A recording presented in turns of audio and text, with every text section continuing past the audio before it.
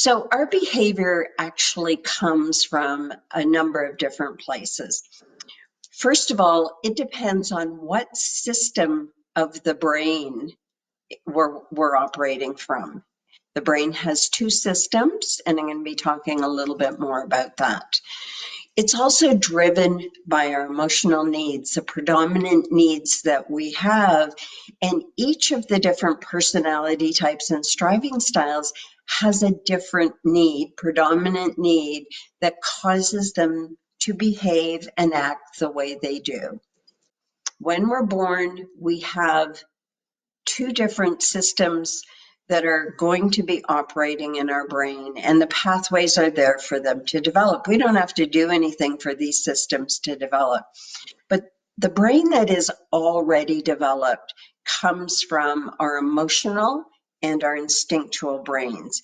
And we call that the self-protective system.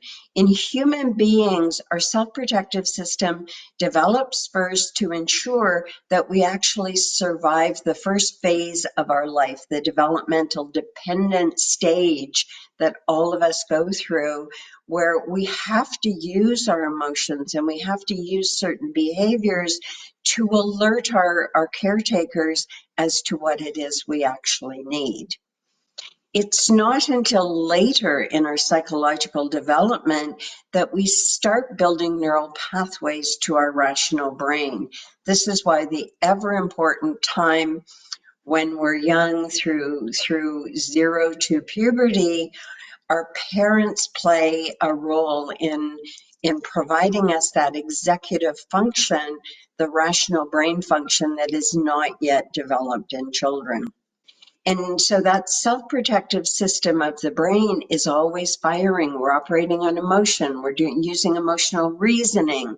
We are not using our rational brain as a part of our decision-making process.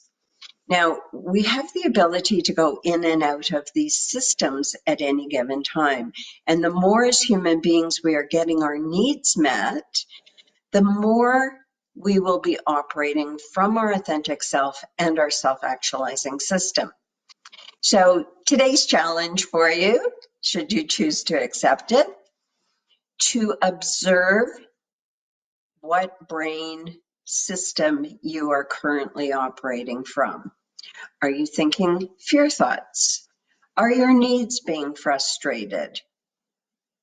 How will you know if your needs are being frustrated? Look at how your behavior changes.